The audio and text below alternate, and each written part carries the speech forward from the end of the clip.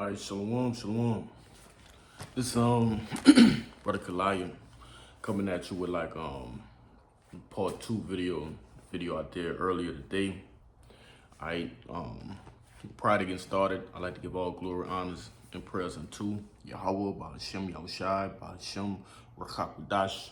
Double honors to the apostles and elders of Great Millstone. Peace and salutations, hopefully like shalom. All right, and man, I just wanted to bring these few precepts out, right, that I had regarding the video I did earlier. Like I said, it's gonna be kind of like a part two. I was driving and I really couldn't get all the precepts that I wanted, so Lord willing, is edifying first and foremost to the hopefully elect and those that cling unto the body. All right. This is the book of 1 Peter 5 and 9, and it reads, "Whom resist steadfast in the faith, knowing that the same afflictions are accomplished in your brethren that are in the world." All right. And the premise of the last video that I did was going into the different afflictions in which, we are slated to face. Okay. Here on this side, here in America, Babylon the Great, all right, which I'm going to get that. This is not this not a time to be rejoicing. Okay, this is not a time to be well, if you're a prophet, you should be rejoicing because this prison sentence is almost up. Right? It's almost over with. Okay, if you believe on the truth, you should be rejoicing. Okay, at the signs and the times, but as far as 2/3, it's nothing to rejoice about. Okay, you're in hell.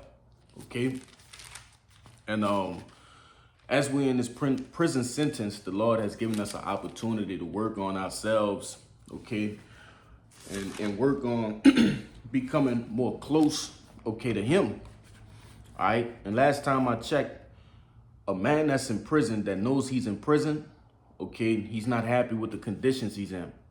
All right. You don't get the privilege, okay, of being free, doing the things that you want. So in like manner, we have to understand that by this being, still the latter portion of our prison sentence, we're not going to be comfortable here. Okay. We're going to have to do things in which, we don't like. Okay. We're going to have to endure afflictions, right? Because in the kingdom of heaven, all right, all of those things will be taken away from us. All right. The tears will be wiped away, and Lord willing, I'll remember to grab a couple of those scriptures, towards the latter portion, all right, of this video. But I'll read it one more time. It says, "Whom resisted," 1 Peter 5 and 9, who resists steadfast in the faith, knowing that the same afflictions are accomplished in your brethren that are in the world. All right, and we're all, last time I checked, we all still here, all right, in these fleshly bodies. All right, we're not saved yet. We're still here in America, in Babylon the Great, and all of us that are in the faith, that are in the truth. All right, we're going through our own slew of how can I say, afflictions and stripes of correction, man. Okay, but real quick, this Micah 2 and 10. "Arise ye and depart, for this is not your rest, because it is polluted. It will destroy you, even with the sword destruction." All right, and the reason for me bringing this particular precept out is because it says that it will pollute you, and Slakia, because it is polluted, it shall destroy you, right, with a sword destruction. So the afflictions, the different afflictions that we go through is merely the Lord stripping us of things that'll destroy us, man. Okay, habits we've picked up in the world, different things that we've been attached to prior to the truth, and that's the Lord stripping those things away from us. All right, and when you're removing something that's been embedded in you, okay, for damn near half your life, right? I've been in the truth, going into 4.5 years, right? Lord willing, I see this thing unto the end, but compared, I'm this year I'll be 29 years old. So That's, you know, majority of my life in the world, you see? So stripping yourself, and I'm using myself as an example because, you know, I recognize the flaws that I've built up in the world prior to coming into the truth. And yes, it's hard, right? It's not an easy thing to basically rewrite your mind, okay? Or, you know, unlearn all of the things that you have built up over the course of time to protect yourself, right? Protect your ego, okay? The pride in the world that Jake then built up, these things must be stripped as we come into the truth. All right. I brought it out this past Saturday, and the first scripture we brought out was Revelations 18, starting at the 4th verse. All right, going into, you know, pretty much the sins of America, Babylon the Great, have reached unto the heavens.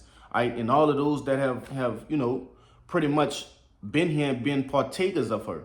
You see, and as you keep reading down, it tell you to come out of her. But the only way you can come out of her is if you strip off the old man. If you have to kill the old man daily, and that old man is your old self, your prior self, your Babylonian self. You see, the person who you were before the truth, you have to kill that man daily. And it's hard, okay? It's hard because you have to betray yourself for the greater good. You see? And that's a hard pill to swallow, but nevertheless, hey, coming into the truth, that's just something you have to do, man. All right? Your flesh is betraying your spirit, but you have to allow the spirit to overtake and kill that flesh, man. All right? It was somewhere I wanted to go after this. I'll just give my you know, one of my favorites. Shalaki, man. Jake just woke up and just had this on his spirit. Where am I? Here we go.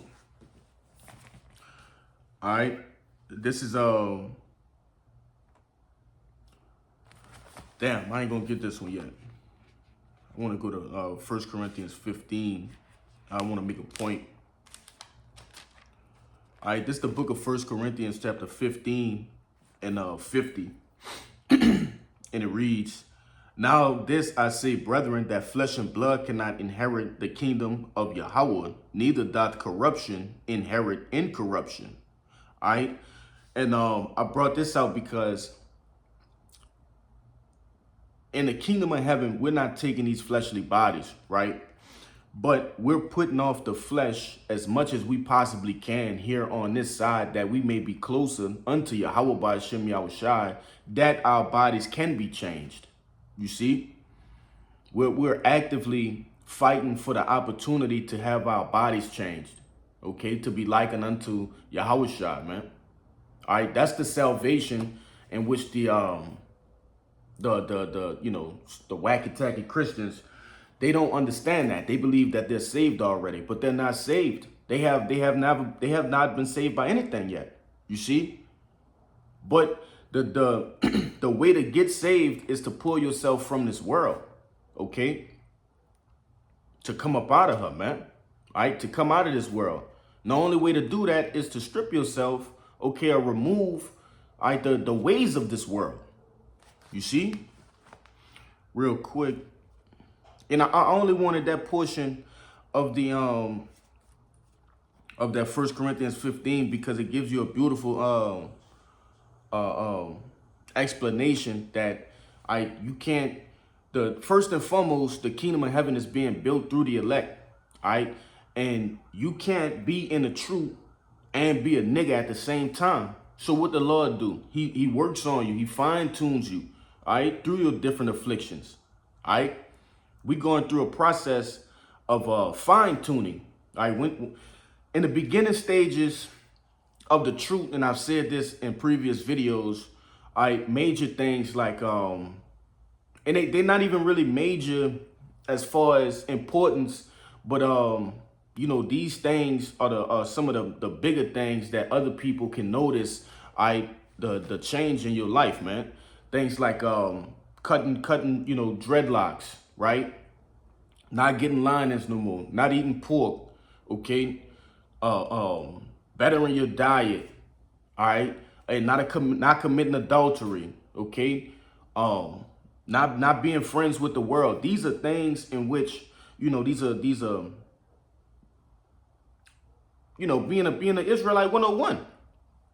Okay, and these are major key components, all right, to getting down to that fine tuning. All right, now Jake been in the truth for so many years. You know, the Lord starts to use it's like that's the washing machine with that noise. The Lord starts to use what's it called, like afflictions that start to affect the inner man. Okay, he starts to get off into, you know, the intricate parts of you as a human being. Okay, as an Israelite, man. Your mind, like I said, your ego. Okay, reducing the pride in you, turning the pride of the world around and giving pride unto knowing who Yahweh Shem Yahushai is, man. Okay, you're being recalibrated, so to speak. It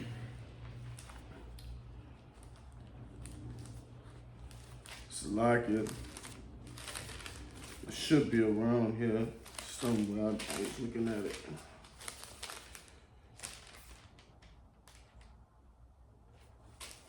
Damn. Give me a brief moment.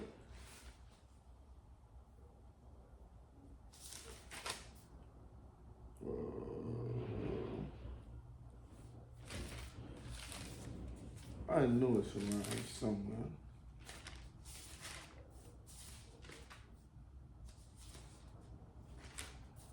Yeah, Salaki, it's escaping me right now, but damn, I'm gonna find it. If I can't find it in a few more seconds, I'll just quote it.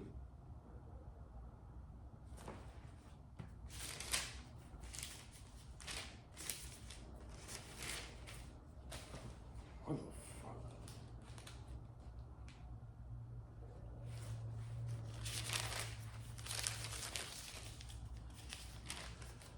I think it's in the Peters, man. Oh, right, it's right under my nose. This the book of 1 Peter chapter 4 and 12, and it reads, "Beloved, thinking not strange concerning the fiery trial, which is to try you, as though some strange thing has happened unto you.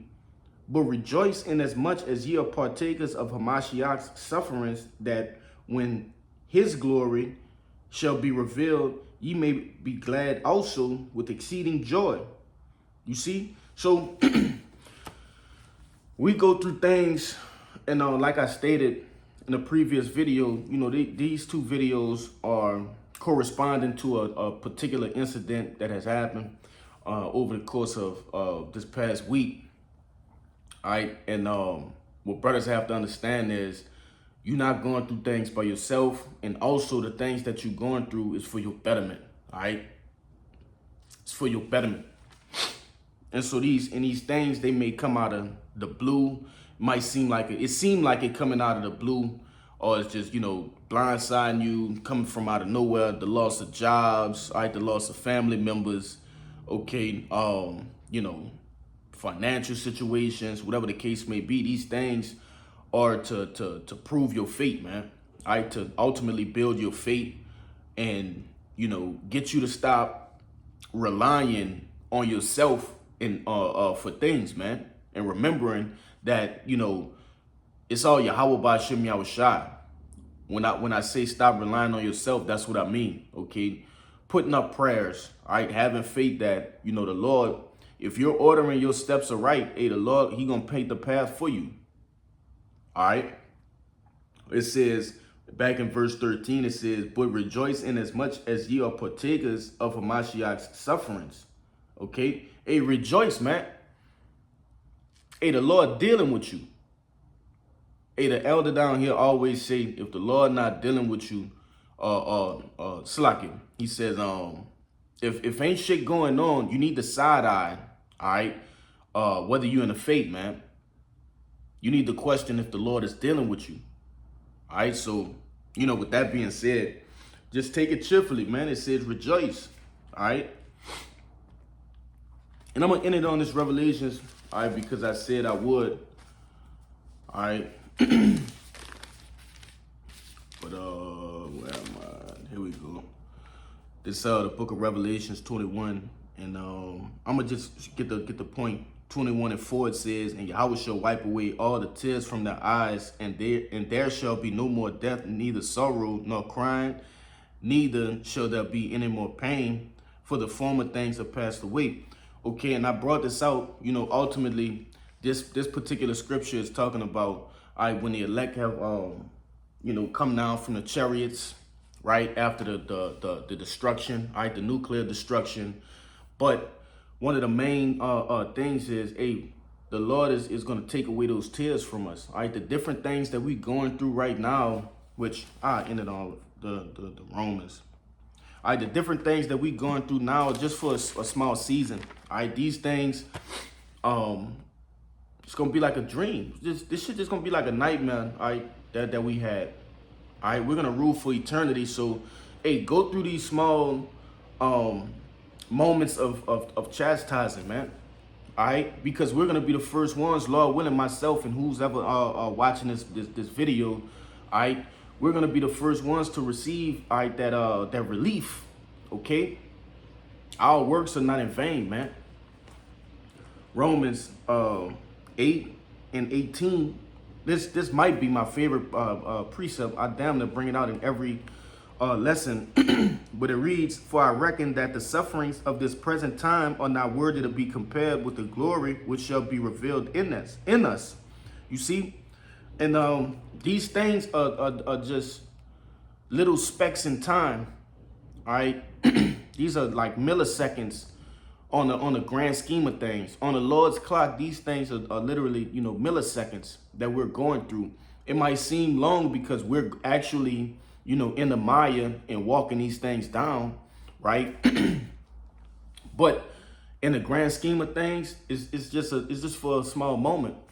Okay? So, hey man, pick your fucking head up, right? Whomever this video may be directed to, but and I'm speaking to myself first and foremost, man. Keep dredging, okay? Keep working, okay? Keep continuing to be a good soldier for Yahweh B'Shem Yahushua, man. Continue fighting a good fight, all right? Because it's not over until it's over, man. You didn't come into this truth or be brought into this truth to be destroyed, all right? Behind a fucking woman or a job, all right? This thing is bigger than that. All right, continue to keep your faith. Continue to, walk that straight and narrow path. All right, that the Lord may, bless you, when you get to the other side, man. So, without any further ado, I'm gonna get out of here. Before I get out of here, I'd like to give all glory, honors, and prayers unto Yahweh B'Shem Yahushua, B'Shem Rakakodash. Double honors to the apostles and elders of Great Millstone. Peace and salutations. Trophy Shalom, Nababa Ball.